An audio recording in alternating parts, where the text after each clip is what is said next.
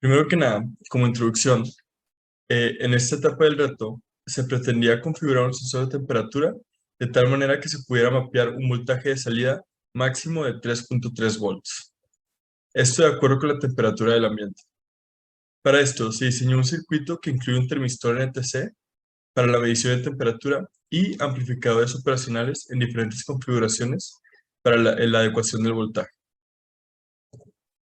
El objetivo de este Smart Heater era generar un sistema de regulación de temperatura dentro de una cabina de un tractor de John Deere. Primero que nada, al momento de configurar los sensores, pudimos observar que mientras el LM35 otorga un voltaje directamente proporcional a la temperatura ambiente, el termistor registra un cambio de resistencias conforme a la temperatura, por lo que su configuración requiere de más cálculos y conversiones.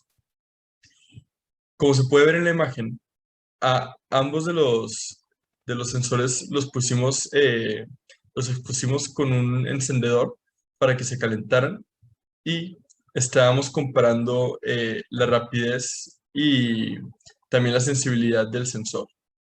Esto, ¿por qué? Para darnos una mejor idea de cuál podría ser el más útil a la hora de hacer el proyecto.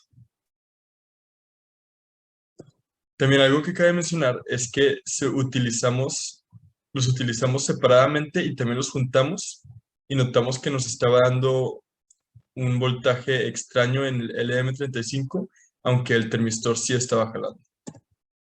Aquí se puede ver el código que utilizamos para obtener los datos del termistor NTC y el sensor LM35. Ahora, pasando más a las pruebas del reto, aquí se pueden ver las pruebas de temperatura y resistencia con el hot end. ¿Qué se hizo en esta parte?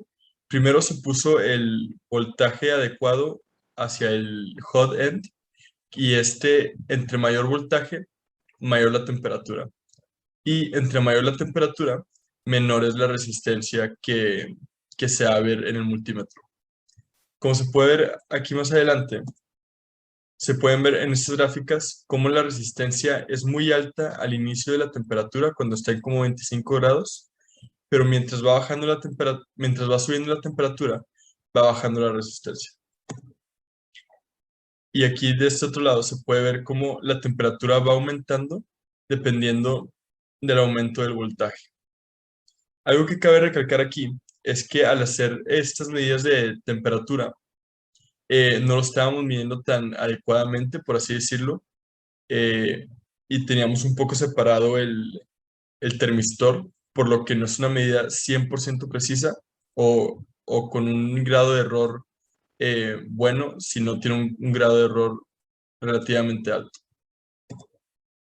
Ahora, en la parte final del circuito, en la parte de los op-amps, aquí se puede ver el circuito simulado completo y aquí se puede ver el circuito en la parte física.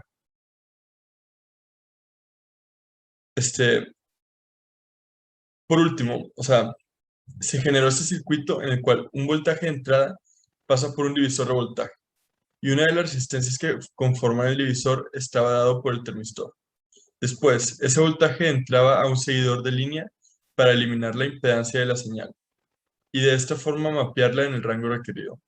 Una vez hecho esto, mediante un op-amp en configuración de un sumador inversor al voltaje del seguidor, se le resta un voltaje externo y esta señal finalmente pasa por un inversor para obtener un voltaje positivo.